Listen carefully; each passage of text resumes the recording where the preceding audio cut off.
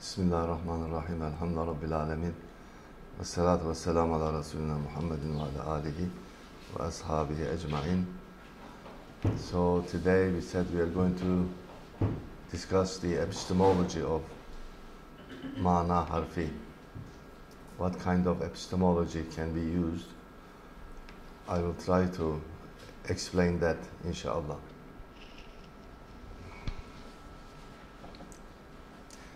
Yesterday in Üsküdar University we discussed a little bit knowledge processes. These are very important. This is all these issues are actually discussed in a branch of philosophy called epistemology. And epistemology primarily discusses theory of knowledge. What is theory of knowledge? It is the theory that is trying to explain how we acquire knowledge. When I mentioned this to my son, he said, this is so easy, I just go to the library, I acquire knowledge. Very good, I said. Then in that case, there should be two processes for acquiring knowledge, two ways of acquiring knowledge. One is external, like my son, library, he studies as his teachers, he learns. Learning is different, you see. It's also acquiring knowledge, but it is something external. Namely, you learn from sources that are outside you.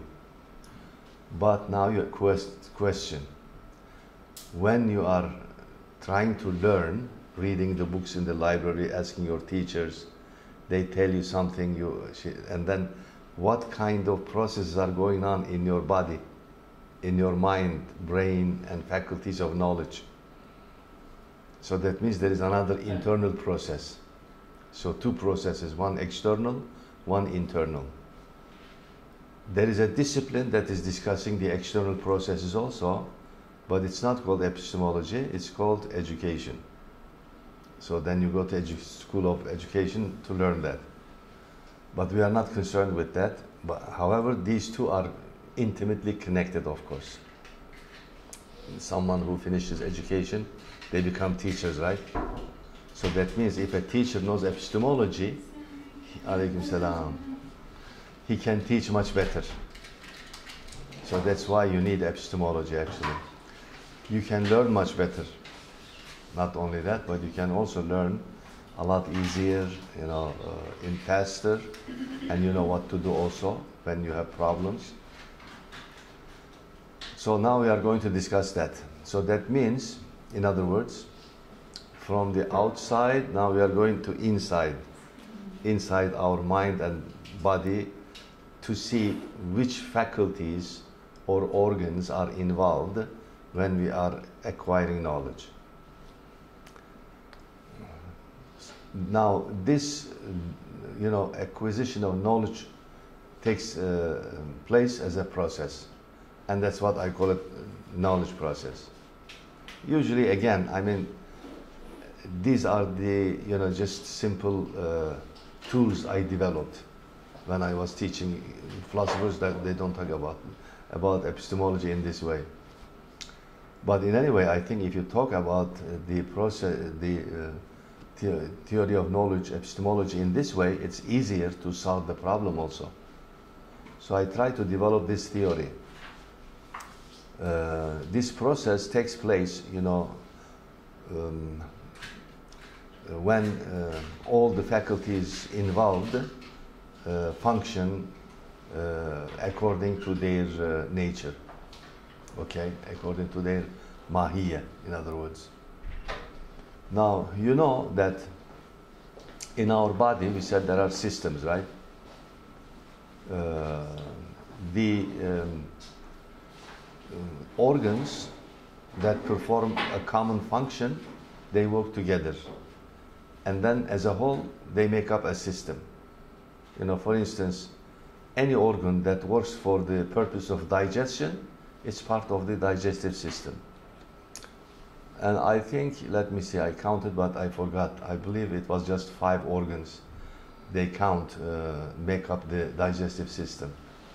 However, there are another 5 that are contributing for the digestion. They explain it like that in biology. We use the same, a similar method in philosophy. What's wrong with that? The organs that are involved in acquiring knowledge, whatever function they perform, they make up a total system. Okay? And that total system is what I call knowledge system, human knowledge system.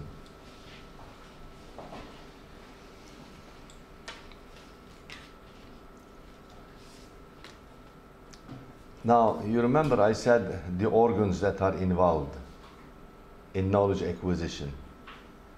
When you say an organ, usually you will be able to show its place within the body.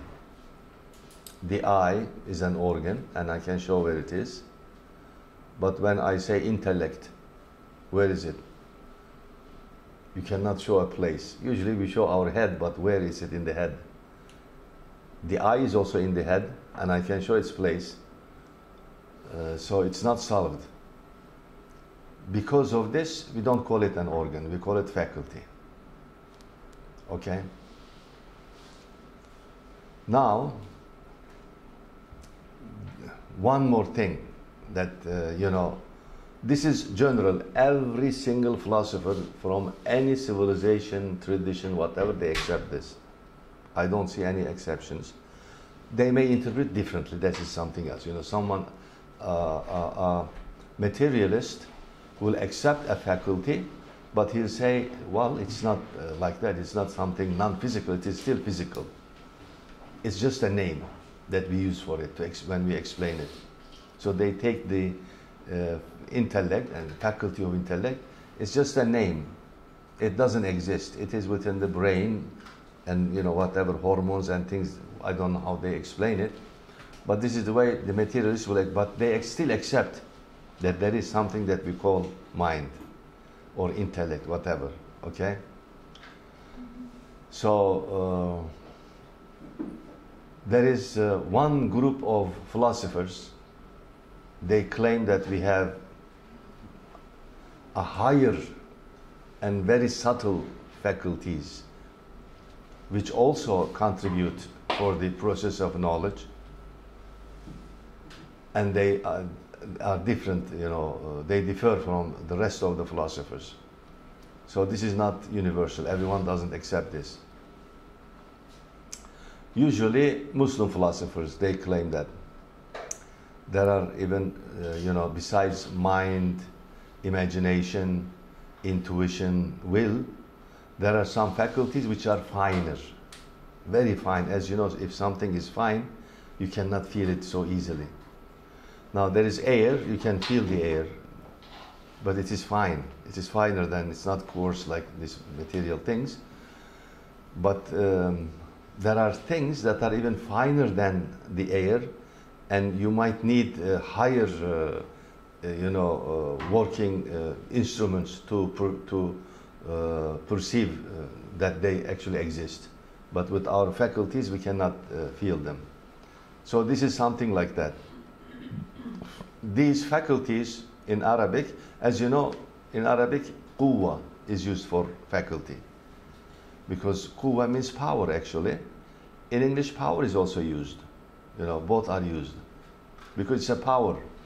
But hocam, in the translation of Risale-i Nur, it is translated for the latife as faculty.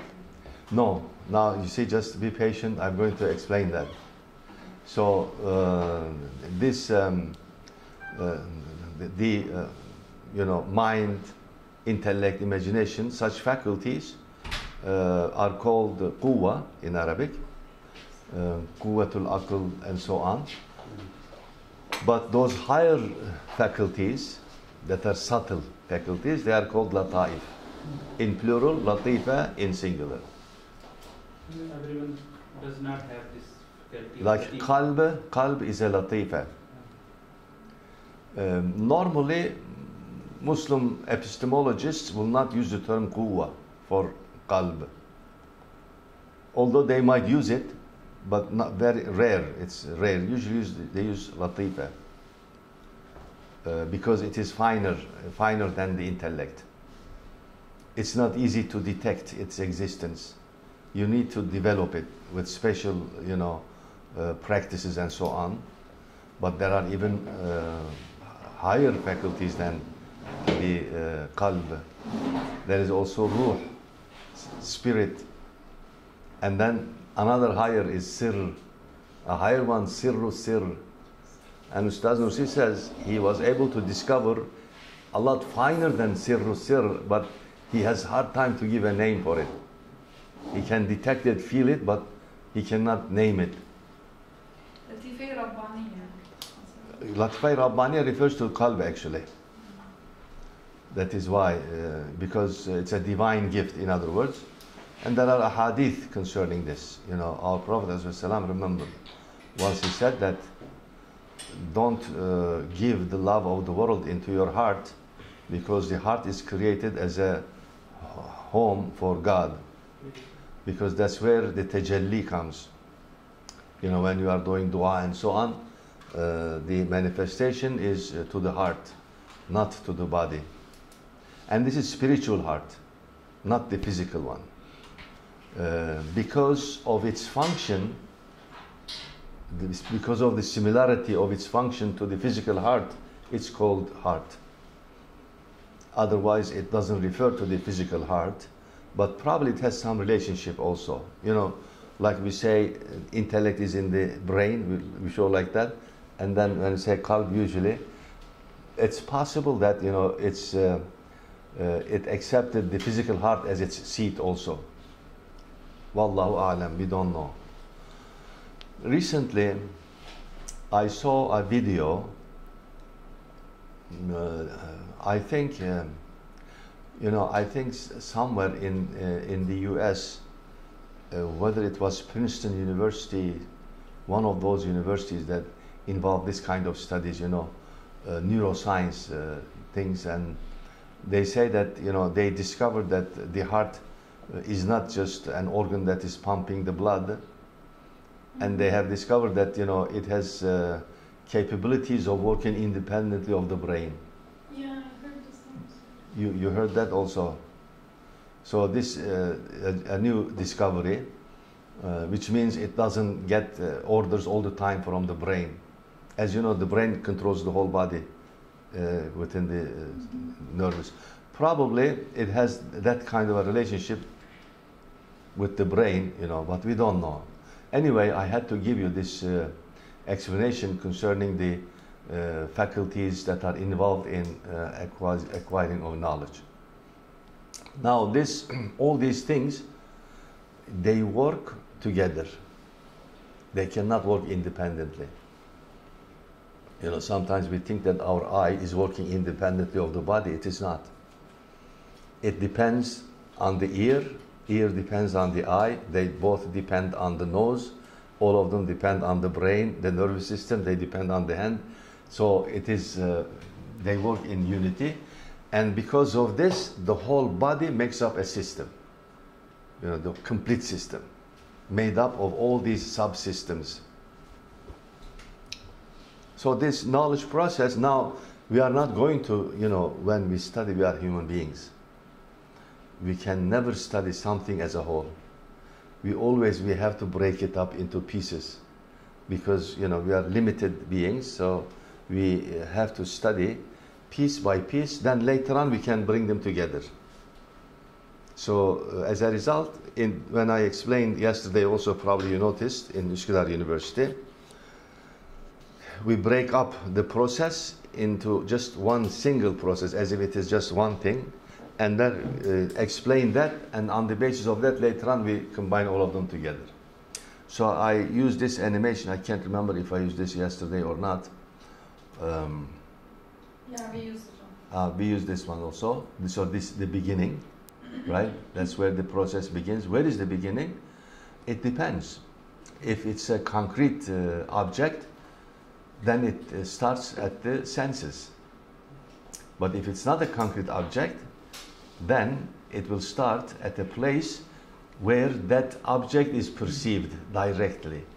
So say it is something abstract. Then The process will begin in the mind. So then, where it ends, again, this is an imaginary, thing.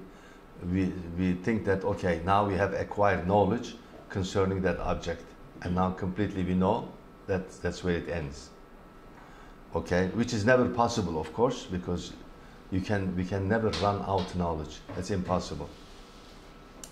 Because the things that are created later on, you'll see. I'll give you. We talked about ghaib, and we never discussed it. So that's why I made up from following Ibn Arabi. Ustaz Nursi doesn't give this. He doesn't have this complete ontology, or the, in a sense, cosmological structure of this ontology. So I copied it from one of, again, I think I mentioned it. His name, Ahmet Avni Konuk, follower of Ibn Arabi, and Maulana Rumi also. So I copied it from his book. Now this process begins at the level of experience. It is like this, and then it continues in the mind. So this is the mental process. This is just general explanation of that. So we are going to ask the beginning and the end. To give that answer, we have to go to its ontology of experience. In the realm of phenomena, as we use it, probably is called in philosophy, phenomena, referring to the things that are happening in the material world, in the physical world. Okay?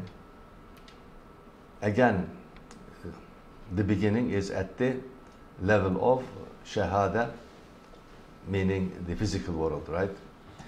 The Quranic term for these two worlds is ghaib and shahada, because the things in this we can shahida, right? From the root we can see. Hocam, yesterday after the class, we had some discussions among us about the Mulk and Malakut part and its relation to the things that you were mentioning, like the ghaib and the other one, and right now shahada and the opposite one. So can you give just a little bit on this? Yeah. Okay.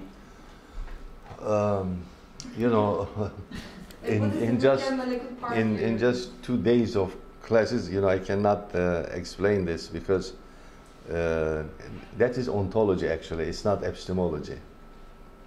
When we enter into ontology, then you have to be here for another week, so I can explain everything. It's very complicated. However, as I said, from Ahmet Avni Konuk, I made up a table for that. Very briefly, probably. There are many terms used for the same thing. Malakut is just one of them.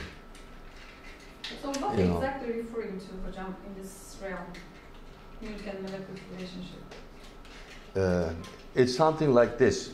One side of the coin is mulk, and that's where we are. The other side is Malakut, but we are not on that side. We cannot see it. Okay?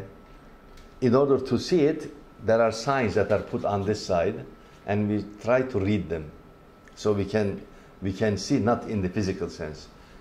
The Malakut is not visible for the physical eye. So what is the relationship with the Mana Harfi then and Mana Ismi then? For Mulk Malakut? Yeah. Has no relation at all. It's completely different. It's just perspective. Isn't that kind of a tool to go beyond? It is perspective. You are on this side of the coin. Malakut is on this side. You look, from here, and you see directly material things, and your perspective is wrong. You have to change your perspective. When you change it, you still cannot see the Malakut, but then you can read its signs here.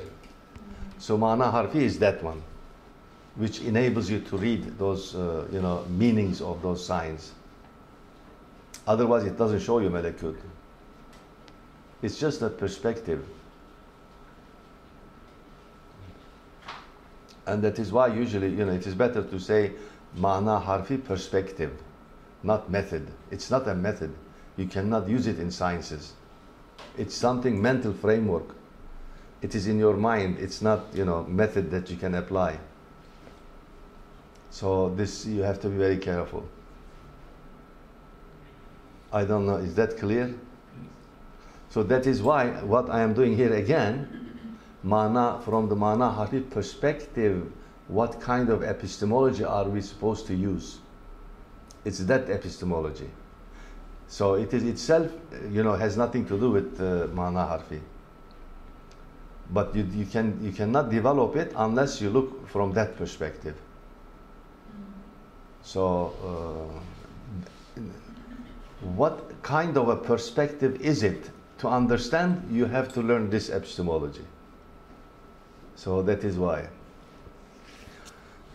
So when the shahada, of course, the beginning of the process with the five senses, and it continues like that. Now, sense consciousness, actually, this is invented by Ibn Sina, but he doesn't call it sense consciousness. He calls it hiss al-mushtarak, common sense. After Ibn Sina, it became common. Everybody uses it. I mean, even today, right? You hear in everyday life, people use this hiss al-mushtarak. What is its purpose? Because it is common. It is common to all five senses. The perceptions received through each one of these senses are combined in the sense consciousness, in common sense. For instance, if you were not able to connect what you see to what you hear, you would think that there are two objects, whereas there is only one object which you see and makes the noise. But why? Because you are able to, you have another faculty which combines them. Tells you these are not different things, they are the same thing. So this is the, one faculty, which is called, I prefer to call, because consciousness is involved in this case. So because of this, but sense consciousness. There are levels of consciousness also. As Kant says, this empirical consciousness, and then pure consciousness, which is based on perception. These are the terms he invented. So this is the one probably would be close to what Kant is saying, empirical consciousness. You experience it, in other words, every time you see, you hear, and things like that. Yes, sixth sense. Not sixth sense that is something really different. They use it like as if there is something I have similar to that one, but I don't call it like that. It's like you feel that there is someone, but you don't see, and when you turn and say, "Oh, this is my sixth sense." So that is what they mean, I think. And hocam ustaz olursa the seventh one. Yeah. Which is shell. Yeah. So. Okay, so this process continues then. We already mentioned this one, right? Feelings. Feelings give colors. It depends. As you know, color has intensity and rarity. It can be rarefied, intensified. When it is extremely rare, it's almost you cannot see it. So it depends, in this perception, how much of it will go into this. Depends on the psychology of the person. We cannot give a general explanation for this. We just have to mention it like this. In each case, we can give an explanation. Each case that is actually taking place, not imaginary. It's very difficult. And then this continues again. We say, then now here in selfhood, there is self-consciousness arising. You remember I put something over here, probably in the next slide I have all the empirical data that is collected here by the use of all the faculties of experience that are involved. Kant invented one single word for that. He called sensibility. And he says also sensibility is the faculty of experience. Okay? And then he says that sensibility has two pure intuitions. Pure intuitions. These are space and time. So our faculty of experience, whenever we perceive something, immediately puts it into either space or time or both. Okay, so when I look at the table, I can tell the table is in space, but the table as it is in itself is not in space, because space is not real. You cannot see the space outside. Then where is it? I always perceive the space. It's in me. You know, space is as if it is put inside somewhere. When you look outside objects, immediately put into space. So space is real internally, subjectively, not objectively.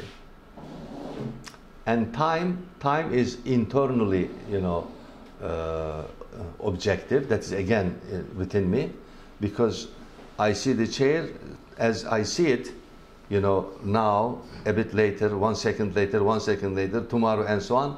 Then internally I perceive the sequence. Out of that sequence, you know, I can tell when the chair is there.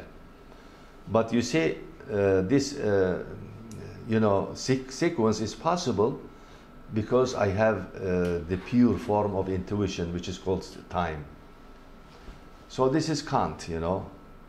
So as a result, when you look at something, if that thing does not have a place, well, be careful, I'm not saying space.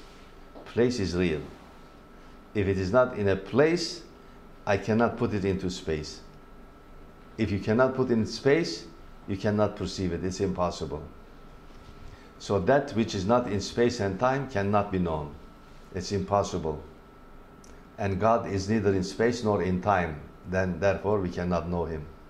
We cannot even know his existence, according to Kant. Rationally. By faith, it's up to you. You can believe in him. And of course Kant says you have to believe in him, otherwise morality would not be possible. So he takes it as an axiom of morality. So this is, in a sense, this is the proof that he gives for God's existence. I cannot give any rational proof. He says it's impossible. I can give many proofs for his existence rationally, but someone else will give equally strong rational proof that he does not exist. So it is a matter of faith, belief, and then it's up to you. This is exactly what Al-Ghazali is saying also. But of course, Ibn Sina, he would, you know, very violently he would object to this one. I don't know, maybe Maturidi also, probably. But Ash'ari would not object. They would say, yes, it's a matter of faith, but after you believe in him, then what happens?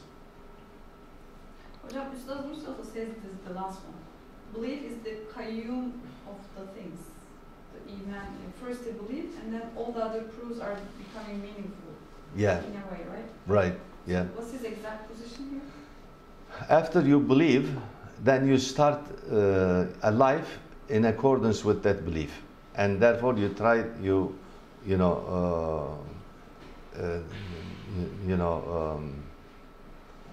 feed your spirituality, you know, give spiritual nutrition, and they start becoming, spiritually satisfied, and then you become, you know, more and more convinced that he does exist, and you can tell that. If you remember what Sayyidina Ali radiallahu anhu, he said once, he said, if the veil of ghaib is lifted and now I can see God, my faith will not increase at all, because I believe in him like that anyway. So there are verses in the Quran also, of course, referring to this. You know, "Ela bi dhikrillahi tatma'innul qulub, ya ayyatuhan nafsul mutma'inna." So the word itmi'nan probably is relevant in this case. You know, the certitude in belief, you know, comes through this satisfaction, spiritual satisfaction. Right? Yeah, I'm trying to place what Said Taftazani is saying about the description of faith. Yeah, his definition of faith is very interesting. All the ideas are just like this right now in my head. Yeah. So what is the relation then? Yeah, so he says like after the free will, faith is the nur that Allah creates inside of the heart. It is not something created. It is not something that you acquire actually. Yeah. But you spend your choice, that you accept that He exists, and therefore you lead a life in accordance with that. Then He gradually starts shining it up, shining up your heart, so then you become satisfied. Yes, I have no doubt He is there. Every time you do, in your life, you know, that is why this concept of ghafla is very important. Heedlessness, that you should never forget Him. You should never, you know, the term ghafla is extremely important, because in your life, I have no doubt, in many cases, He has appealed to you and shown your signs you didn't even notice, because of the ghafla. Can I just ask, clarifying that? So you're saying that, at least from Taftazani, that faith is a gift from God that you accept? Yes. Okay. Yeah. It's kind of actually Nursi Kolsin, and wrote like the faith is described in Taftazani. It is a nur, the light, which is created after you make your choice to believe in. Yeah. So it is linked to after you make your choice. Now this is my choice. Personal choice comes Personal choice comes first. Exactly. Okay. And then Allah creates that faith inside of you. Right. Then He gives that light into your heart and starts shining. Okay. So regarding Kant's description here, then he actually wants to not to, or he prefers, or he makes a choice to not to believe in, or he puts the way, just like Taftazani shows, to make a choice to believe in or not. Yeah. Right? That's why he says, it's up to you. Yeah. Maybe. Actually, yeah. He you know, he wants to avoid metaphysical, you know, problems. And, you know, his famous statement in the first critique, the second edition, because there was so many objections against him, he said, now look, I am not denying all these things. I am denying knowledge in order to make room for faith. This is very interesting. So, I guess just to ask, so we're looking at Kant because he's a parallel of Al-Ghazali and the Ash'ari? Exactly. Okay. Yeah. Very much the same. But of course, Al-Ghazali and Ash'ari did not develop a sophisticated epistemology like Kant. He proved it, you know, with an epistemology. They were proving primarily on the basis of the Quran, revealed sources, and of course, they tried to give some rational evidence for it too. Al-Ghazali's evidence is this, in the Tahafut. He is saying that, he says, okay, look in the history of philosophy, there are many philosophers, they give proof for God's existence. If these proofs proved, you know, without any doubt in a scientific manner, everyone would believe in him. But look, there are so many who do not still believe and reject, and they give proofs against God's existence. So he says, how this is not, therefore it's not a science. Metaphysics is not a science. It's just a matter of belief, it's a matter of faith, and we accept it as aqidah, you know, creed. It's our creed, he says. And creed is based on knowledge, on ilm. It's not based on science. So if you remember, I think yesterday I said, ulum imaniya, Ustaz Nursi is using, it would be wrong to we translate it because we are used to it, you know, from the normal common usage, we say sciences of creed, but in the true sense, it's not science. It's knowledge, knowledge of creed. We should say ilm. You know, he's using in the plural form because there are different branches of aqidah. That's why they use it. Because in Arabic, when you use the term ilm in the plural, it means science. There's no doubt about this. In the plural, but when you use in the singular, it may mean knowledge. It may mean science. You have to be careful. Look in the context. The context will determine.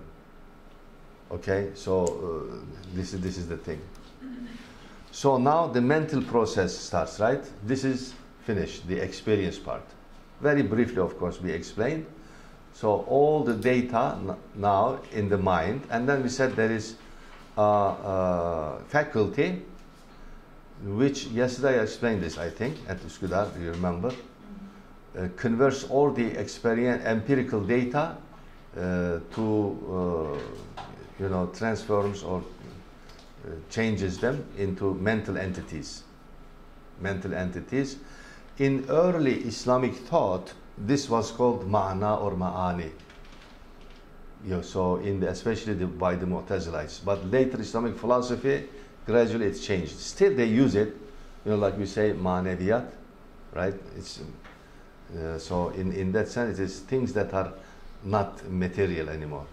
So here this is achieved by a faculty which I call mental consciousness.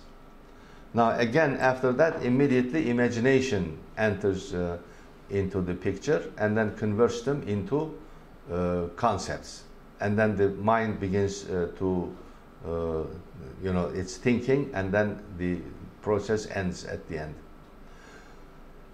I have a more complete in the next one, I think, process for the mental processes, but here I want to do this simply because we would like to talk about the ontology of experience. Experience is valid in in which realms. So in this realm, the material realm, I call it first level of experience. First level, immediately. No one has any doubt about this, based on sense perception. And then the second one, in the mental return, which means the processes are taking place in the mind. And this is second level of experience also.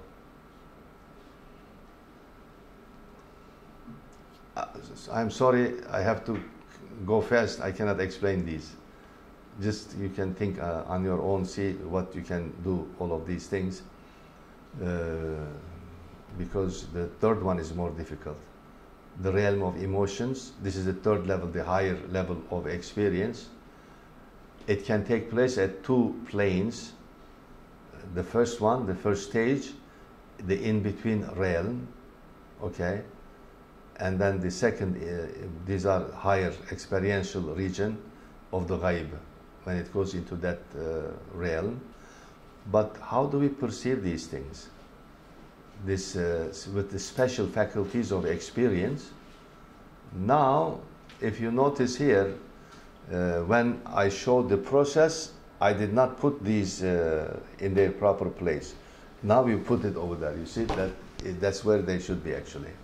So all this faculty of experience, it is in the faculty of experience that when this process continues, it is not always effective.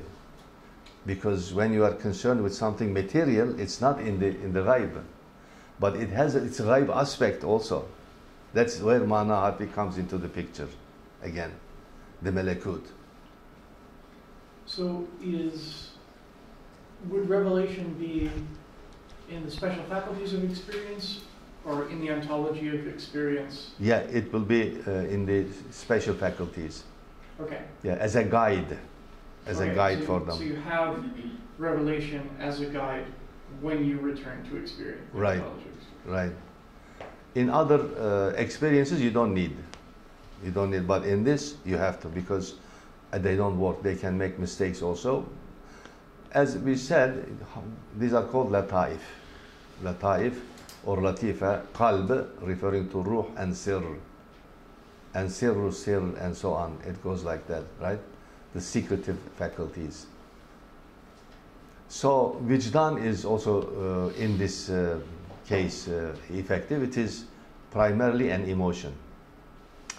Here, again, I mean, those who are coming from philosophy background will know this. Of course, from time to time I go always to Kant. That's where Kant is making a big mistake. You know, he talks about metaphysics is not possible in the rational theoretical area, but it is possible in the practical area. I say, no, sir, you made a big mistake. Metaphysics is not possible at all, not even in this area. Why? Because if you look in his theoretical part, he says that knowledge is not possible unless experience gives us something. This is true for morality also. If there is nothing coming from your experience, you cannot decide morally. This is the faculty, this is the moral faculty actually, Vijdan, right? Conscience. You know, for instance, you are passing by and you saw somebody in distress, maybe had a traffic accident lying on the ground. Immediately you are affected, right? You don't think that, oh, what can I should help. You don't think like that actually. What makes you to think that you need to help him is what you felt. That is the conscience. You feel sorry, oh, some people start crying, what happened, you know, can I help? This is all experience. It is emotional, right? So it is in the field of emotions still. Morality is this, you know. Our mind is able to decide what to do in that case, okay? But then there are two ways. We can help or we can just run away. Free will concept. Yeah, so yeah, the choice. And then what makes you to make the choice? You say, but you see, in my religion, I am supposed to help someone that is in distress. So as you can see, all these things are involved. It's not just, rationally you think, this is impossible. The moral law, there's no such a thing as moral law. Hocam, then based on an explanation that I also agree, is like all these debates around the ethical and morality characteristics which they should be gained after we grow up. They're not coming from our nature, that kind of philosophy is grown about these debates. I think they are wrong and more actually accurate to be wrong, because it is from the nature of human being. As you said, like it's in the consciousness, it's in the faculties already, but the thing is through the free will to be able to activate them or not. But to activate the will, as I said, you need something from behind, like so in your conscience, okay. What you feel, and also after you feel that, why should I help, right? So that means another thing coming, and then you say, well, because this is God's, this is what God wants me to do. So, or someone else say, well, someone who's not believing in God will say, humanitarian, I must help him. So this is the thing. So that intention comes out, the Exactly. second word of mercy. Right. So based on the intention that I have, it makes that specific act a worship or not. Yeah. If I'm helping with the sake of God, Right. it would be called as a worship. Yeah. So a lot of things are involved here. That is why I don't know why Kant diverted, from his previous ideas. In the first critique, should have continued in the second one also, but he didn't. So I wonder how he felt, because after the third critique, he should have changed his mind, the third one. So Kant is, in history of philosophy, I see two epoch-making philosophers. One is Aristotle, one is Kant. Definitely, there is no doubt about this. If you carefully, examine, and that is why, because Kant left that open, gradually in Western philosophy, it led to logical positivism and destroyed science. You just mentioned about this. Darwin is not like Darwinist in that way. Right. The followers of him make it like a kind of a systematic way of thinking. So like, It's actually Kant's epistemology that led to this.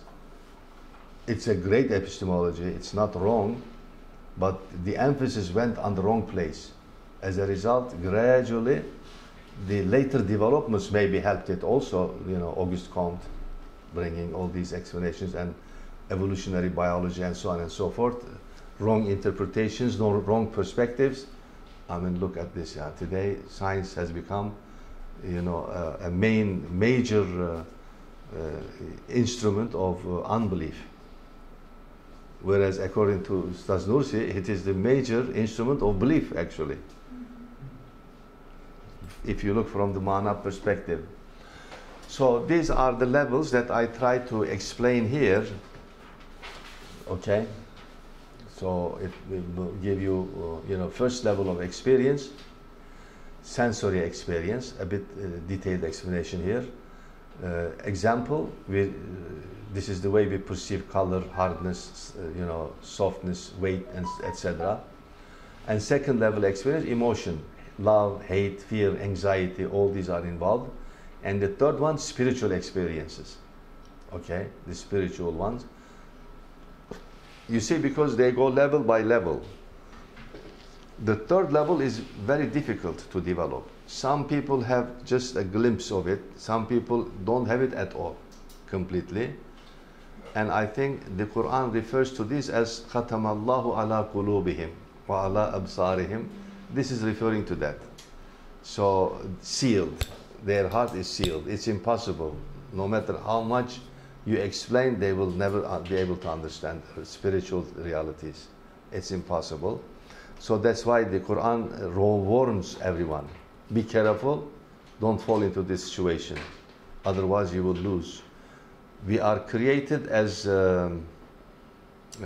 diamonds, right? But if you don't take good care of it, gradually it turns into coal. They are the same substance, right? They are both carbon. So Ustaz Nursi is giving this example, right? Again. So this is, and then I try to give more explanations concerning each level of experiences. The second level, hopefully you can read these things. The third level is important. That's why I would like to talk about this. Mana harfi, you find as a perspective more in this level. You know, when you look from this perspective, a philosopher who is a believer philosopher, and in this case, you know, it doesn't make any difference whether you are a Muslim or not. If you are believing in a religion, this is the way you are supposed to have it. This kind of an approach. Number one, look at the object you are studying. Does it fall into the first level of experience? Yes. Then you rely on science only and on your reason only. Okay? If it falls into the second level of experience, you need to be careful here. You need moral guidance. So you have to follow like that. In a sense, you know, something like this. Again, you know, my imagination is very strong, you know. Whenever I tell in my imagination, certain things are coming up. It is something like this. You are walking into an area that is starting to get dark. At the beginning, it is not very dark. So you don't need much light. The twilight is sufficient for you. You can still see it, but not clearly, of course. The clarity is lost. So that means you have to be careful. In order to see it more clearly, you have to get you closer, look at and examine and so on. But as you continue, it gets darker and darker. Now you need light. At the beginning, you don't need a very strong light because still it is not completely dark. Little bit light is sufficient. What does that mean? That means you need a little moral guidance, not much. You can use your reasoning. So your reason is still effective. But with me the tunnel example. Yeah, the tunnel. Exactly. That's it.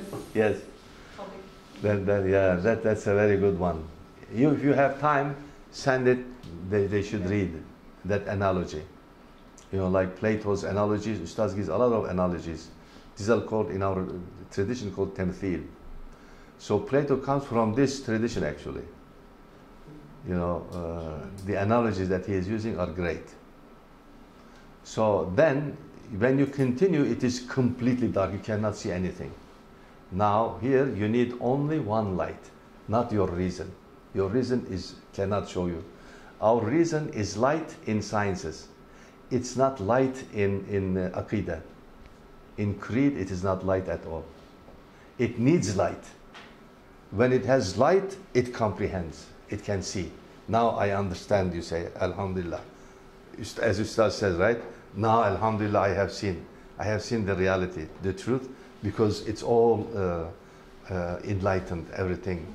That is the revelation that enlightens everything. So these experiences are like that. You have to be careful.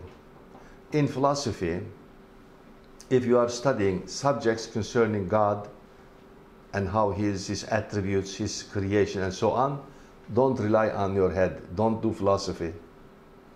You have to look into religion, what it says, and try to understand the way he created the universe, for what purpose and so on. Reason is, this is, today in philosophy, this is well accepted.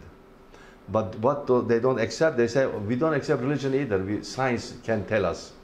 Science is dark. Scientific knowledge is dark knowledge. It's not light. It gets light if you look at it from the Mana Harfi perspective.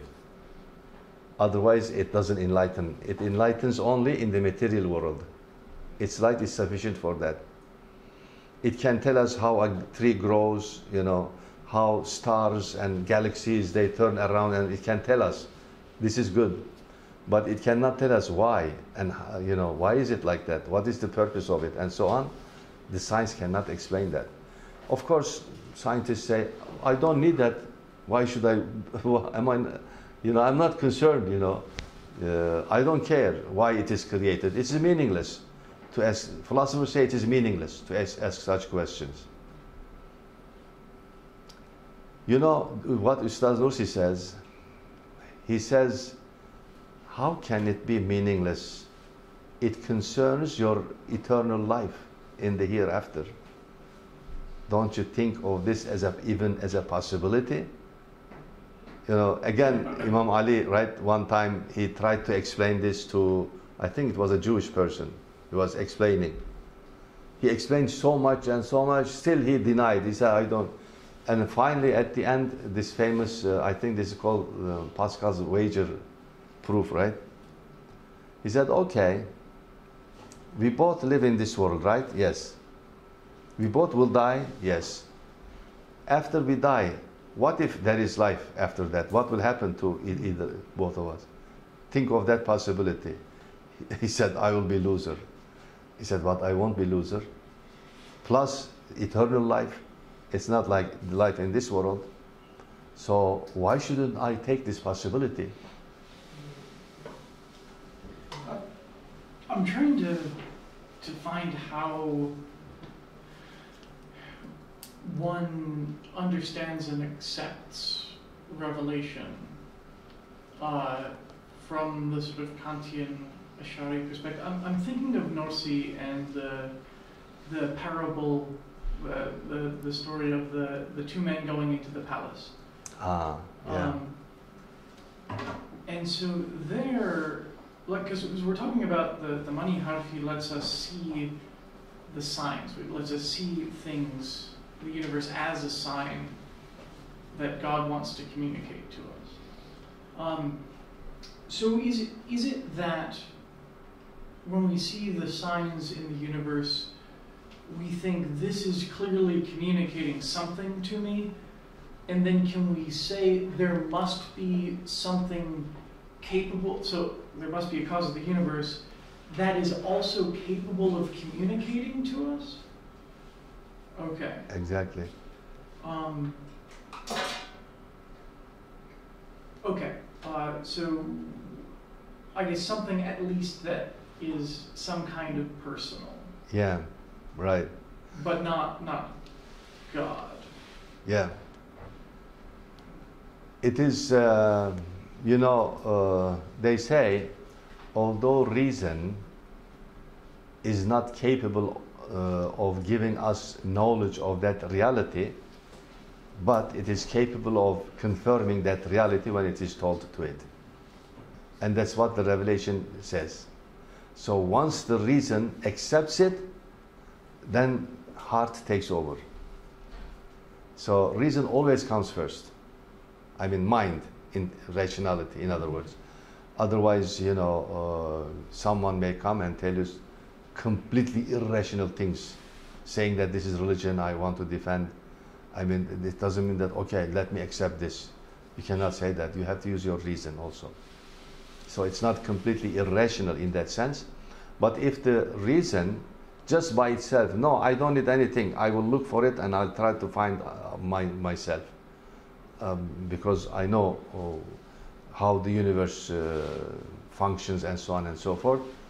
But then he'll be just like Aristotle, as I mentioned yesterday, right?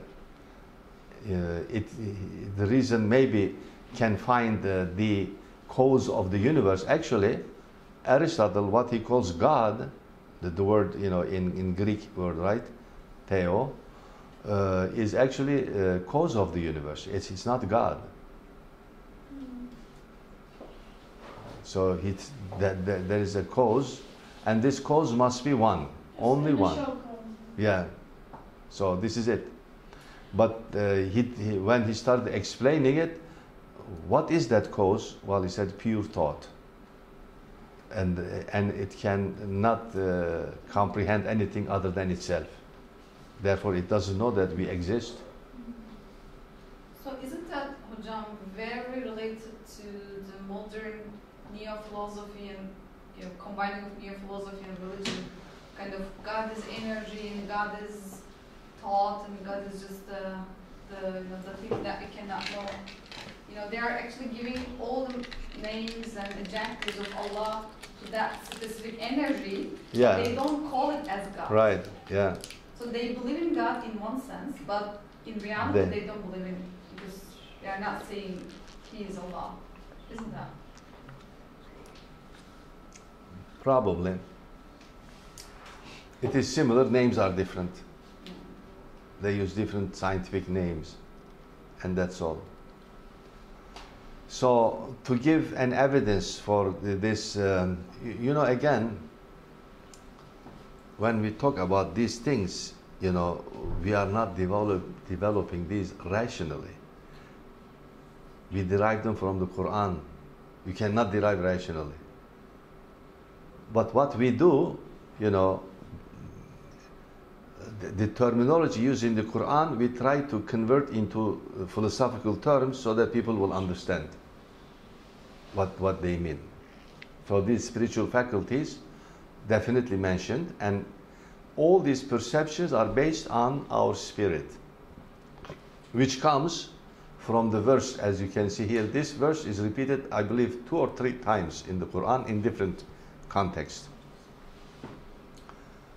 فَإِذَا سَوَّيْتُهُ, and who refers to Adam alayhi salam, right? When we made, right? Shaped him, وَنَفَخْتُ فِيهِ مِنْ رُوحِي, and I blew my spirit into him. So that it refers to this ruh. Okay, someone will say, explain what it means. We cannot. Quran does not allow us, right? It says, just take it like this. Don't try to, just accept this is ruh, finished. Because وَمَا أُوتِيتُم مِنَ الْعِلْمِ, the Quran says, because we have not given you from its knowledge only very little.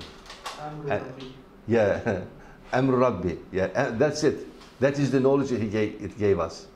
Nothing more than that. Why? For 2 reasons. Number 1, we don't need that knowledge here. Why should the Quran give us? Quran does not give us something that we don't need here. So you don't need. Number 2, even if we gave, you will not be able to understand. It's impossible because you don't have its experience. After that, when we start having that experience, we'll understand it, inshallah. Hocam, for example, personally, whenever I read this verse, I found it very logical to find it or to not find it very understandable in the first sense. Yes. Yes. Because if I just clearly understand what the ruh is, Yeah. so what is it all about? You know, like, because he says from my, my nature in a way, like. Yes. I, So you see, that is why I say here, the first sentence, if you read, the third level of experience, right? That is the spiritual. The main faculty of perception in this level is the spirit, which is the substance of human soul. So, I mean, that's all I can explain, nothing more than that. What is the spirit and what is the soul? You see, that's why, then you're going to ask that one. Okay, spirit is the reality which is combined with the body and turned into soul. Is this sufficient explanation? Al-amr yani. Yes. When the spirit is in the body, it's not called spirit anymore, it's called nafs, soul. Because it's combined with the body, it lost its spiritual character. So spirit was the ruh? Yeah, And yeah, then ruh. It's combined in the body and Yes. it becomes the soul and nafs. Exactly. So it lost its purely spiritual aspect. It has to leave the body to gain that aspect again. That's why I you see, I don't see understand now. when we die. Right. So the spirit leaves the soul, the nafs, so it becomes Right. so it doesn't become a soul anymore. Yes. Some great philosophers, Sufis, like Ibn Arabi, they were able to separate their soul from the body. Meaning they don't take it out. The experience of it, they can separate it and they can feel higher realities. And they were able to talk about the ghaib because of that. This is like Ustaz Nursi saying, in the speed of spirit, there are levels of understanding and living. So he says a level as Right. in the speed of spirit. Yes. Some people. And the Prophet ﷺ, at all the times, he could separate. So as a result, he could know the higher reality. As you know, there is many reports actually. In the Battle of the Uhud, the flag holder, Mus'ab, fell shaheed. He was killed. But somebody was still holding the flag. The Prophet was behind. He asked, Ya Mus'ab, go ahead. Go ahead, but he didn't move. Then he turned to him. He recognized it's an angel holding the flag. All the other people didn't recognize him. How did he recognize the angel? It's because of that aspect. So, when the Jibril came, he brought the revelation. He could hear. Many people around him, they couldn't hear. Nothing. Even he could see. If the angel was visible, which in some cases he came as visible, famous Jibril hadith, yeah, in the human form. No, when he was hearing, and my question is that he Prophet was seeing him, the other were not. They couldn't hear. Sometimes they heard, a sound, some sound, yeah. They heard, but they couldn't understand, of course, that thing. So it is this aspect, this spiritual aspect. This is not for prophets. It's for every human being. If you want, you can. It's very difficult, of course. Extremely difficult. I mean, like for example, can you bear not eating for 20 days or 70 days? Not eating anything, just water. But when we sleep, You see, we they- taste it, right? Yeah, I mean they had that kind of practice, sleeping, very little sleeping, constantly praying, contemplating, thinking, and praying, and so on. All these. Of course, we are not created to do this thing. This is, when I say this, you don't say, okay, I'm going. We are not commanded to do this thing. Because you remember when for 40 years our Prophet in the cave, right? He was doing this thing. When the first revelation came, the order, no more cave, out. You see? Right. Exactly. So all these things are then transferred to our mind. Then you see all these verses, okay, referring that I quote for you, for the this verse actually, I decided to put the whole thing, but we need the red one underneath again. وَنَفَخَ فِيهِ مِنْ رُوحِهِ. This is spelled wrongly. I don't know why there is H. It should be Y over there, right? Not ruhihi. وَنَفَخَ. Yeah, ruhihi. That he refers to God. That who the pronoun refers to God. Okay, this is correct. Okay, so then again here the same process, except I think in this one I give a detailed mental processes also. Okay, so sense data. Now here I refer to everything that is collected with the five senses. Emotional data, I just generalize spiritual data, like that. I think this one I showed you yesterday. Yeah. This is the one, empirical data. And then all this goes into the mind. So, mental consciousness, the empirical process, the mental process, they lead to a conceptual accumulation in the mind, which we call worldview, which I mentioned. Now the worldview takes over. I mentioned it yesterday also, that this is, this is the conceptual unity in our mind that begins to act like a faculty, takes over. So whatever you do, in a sense, it becomes the program of your mind. It is the Windows program for your mind now. But it has sub-programs also to function for each activity. Now here, two important statements I made.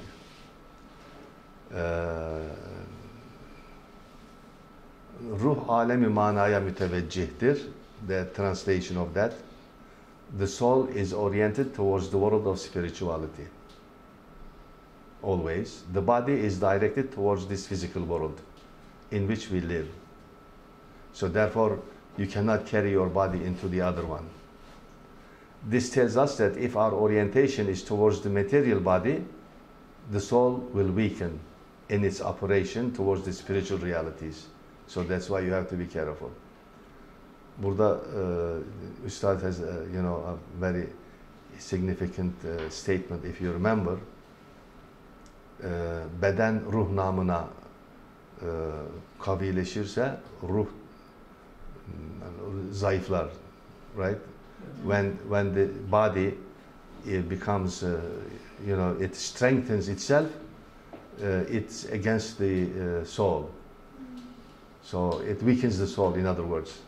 When the soul takes over and strengthens itself, it weakens the body. Weaken doesn't mean that it loses its powers. It loses its, appetitive effects on the soul. It refers to that. We have to be careful here. So that's why even like in the Ramadan Risalesi, he mentions, yes. while we are decreasing our eating and drinking and all the other bodily pleasures, our spiritual faculties, tastes are increasing. Yeah.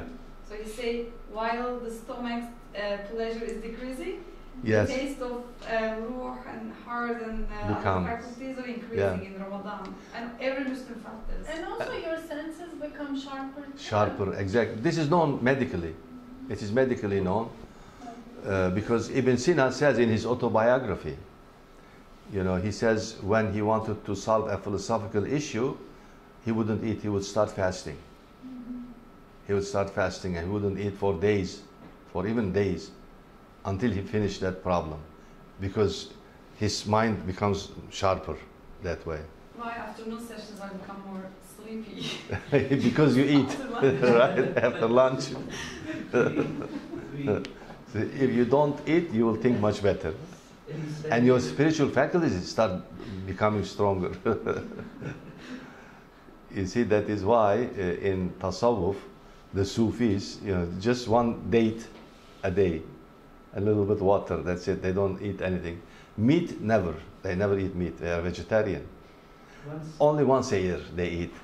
Once a year because Eid al-Adha. Yeah, for the Eid al-Adha. I was reading Ustaz once saying honey, shahid, honey, little honey, and he used a lot of days. And exactly. I was saying that. Yeah. And even he gave to his friends as well. Right, right. Because that's how he eats. I was asking that such a honey. Okay, this is my final slide. There are more slides later on you can check.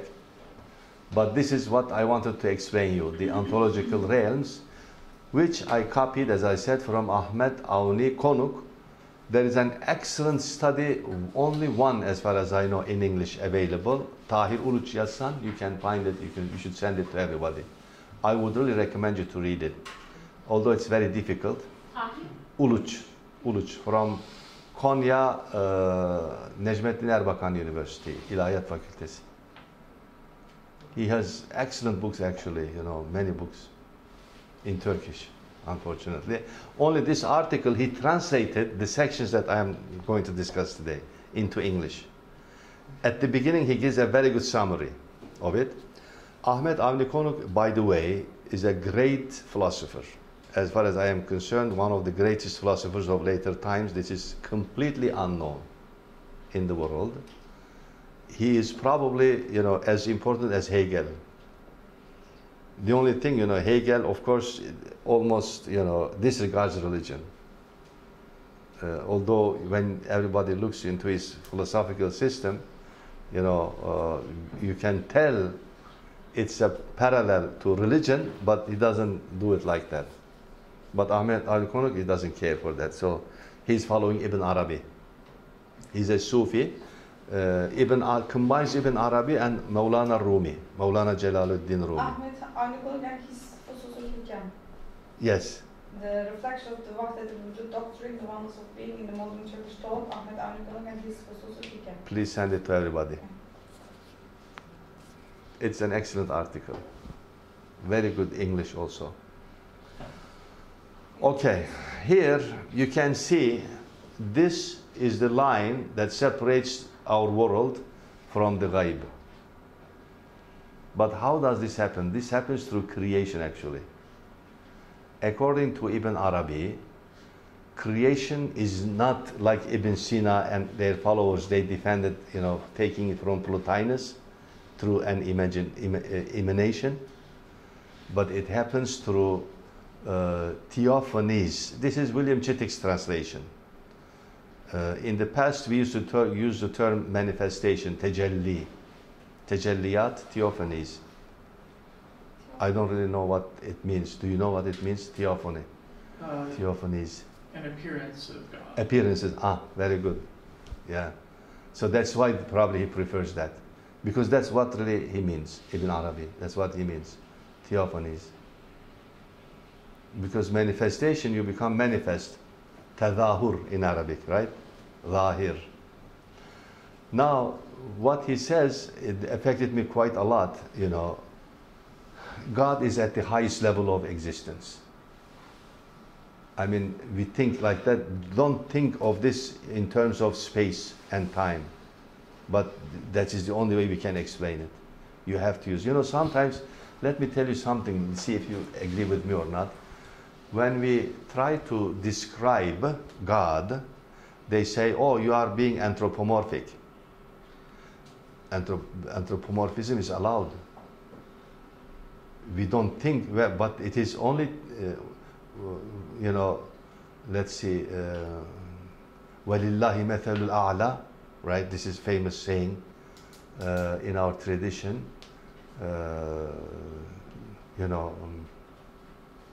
So the metaphor, the allegory that we give doesn't describe him in the true sense. Only brings him closer to our understanding, that's all. So that is why we have to use this terminology. Otherwise, you should understand it's not real. So when we say higher, it's not in terms of space and time. because he is pure existence. As he is in himself, is called martabat la ta'ayyun. La ta'ayyun, as you know, ta'ayyun means determined, determination. But now, what does determination mean? When I look at this pen, I say it is red. As soon as I say red, I have determined it, which means it cannot be white anymore. It is limited. So determination limits the object. But God cannot be limited. He has no limitation, as he is in himself. No limit. If he has no limit, when you say he knows, you brought a limitation. Because he knows, that means he doesn't do anything as if. In that case, all these things simply descriptions of his creations, not as he is in himself. We don't know. You can neither attribute, any attributes, neither, any af'al, creation, activity, and so on and so forth. We don't know. We simply say completely, this is the dark area, as we say. And therefore it's called that. Level of indeterminacy is referring to that. Indeterminacy, as far as we are concerned, he is indeterminate. Otherwise, he is very clear to himself. He knows himself. Okay? So that is why in the hadith, we are commanded not to think of his dhat. Right? La tafakkaru fi dhatillah. Right? This is famous hadith. Never make meditation thinking about his dhat as he is in himself, but rather think about his creations, because it is in front of us. We can see and observe and so on. So this is the realm of absolute ghaib, the absolute ghaib. But when he starts creation, that means coming closer to the alam shahada, but still at the higher level. It doesn't come at once. It goes through the ghaib, level by level. How many levels? Infinite, cannot be counted. Every level is a perde, veil. Yeah. Every level, as in the verse, it is said like that. Okay, so each one of these, you remember in the hadith says veils of light and darkness. How can you see darkness here? There is no darkness. It's because like this, from one level, when it goes to one level, in between there is darkness, because there is no creation. You see, when there is no creation, it is complete dark. So that dark also becomes a veil for us. Okay? So, Ibn Arabi, in his extremely high spiritual experience, he was able to see that darkness. And as soon as he saw it, he said, La mawjuda illahu, because there is nothing. Complete darkness. But only God exists. La mawjuda illahu comes because of this. But Nursi opposes only the ones can, like Ibn Arabi can say this, Yeah. in that level. If the modern materialists say this, they would fall down into the materialism more and more. Yes. Because Because they don't accept the who. Yeah. They just accept the Very mawjud. sensitive blind people. Right. So, as a result, when the creation starts, then ta'ayyunat begin. Right? Determinations. So, which means, but still that determination is not clear for us. We cannot, understand it. Only, again, high level of, as I said, like Ibn Arabi and other spiritual Sufis, they were able to feel it, but they couldn't explain it. But Ibn Arabi is at higher level. He was able to explain. Explain not in detail also. For these things, they knew it all the way from the beginning. But they did not have concepts for it. Therefore, they couldn't write it. Oh no, can you then explain here, just in this point, the Wahdat al-Shuhud description of Nursi against or in replacement of the Wahdat al-Wujud? Wahdat al-Shuhud, that is because when Ibn Arabi said that La mawjuda illahu, actually he didn't mean that this is the case in reality, but this is what he has witnessed actually. So the wahdat is in witnessing, not in reality itself. And that is why Imam Rabbani, right, Ahmad Farooq al-Sirhindi, he objected to this idea that it is not La mawjuda illahu is wrong. We should say La mashhuda illahu, because it refers to our experience.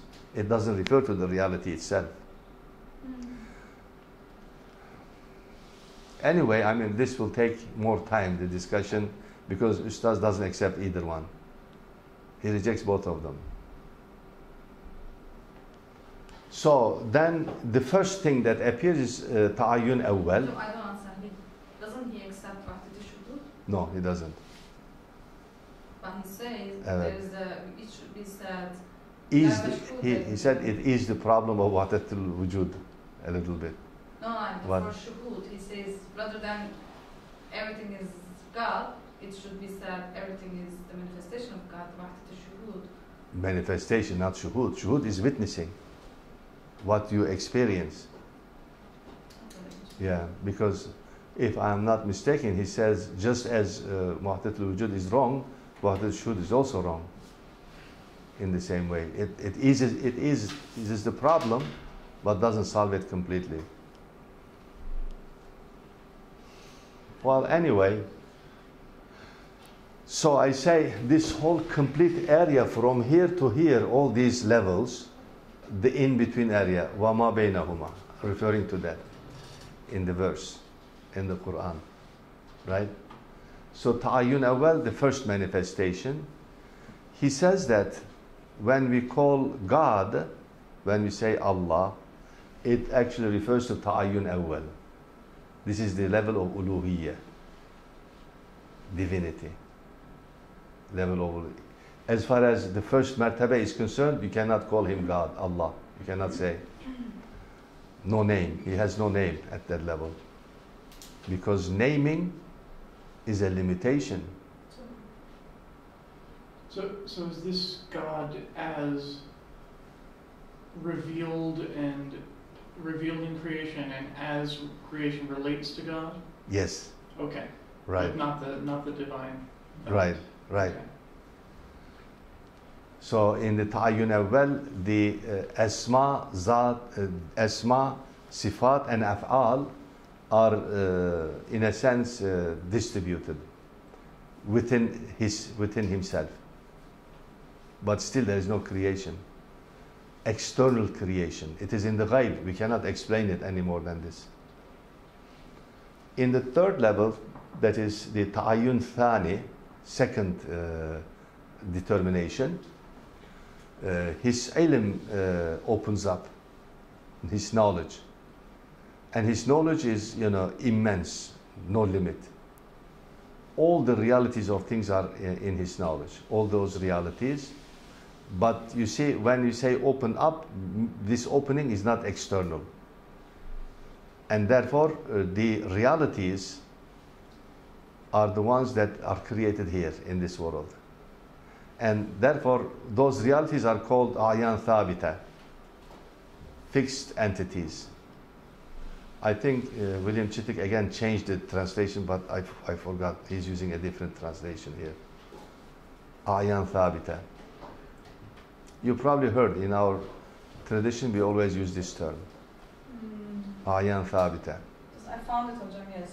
He neither accepts la mawjuda illahu nor la mashhuda illahu. Yes. He says both of them is not totally correct.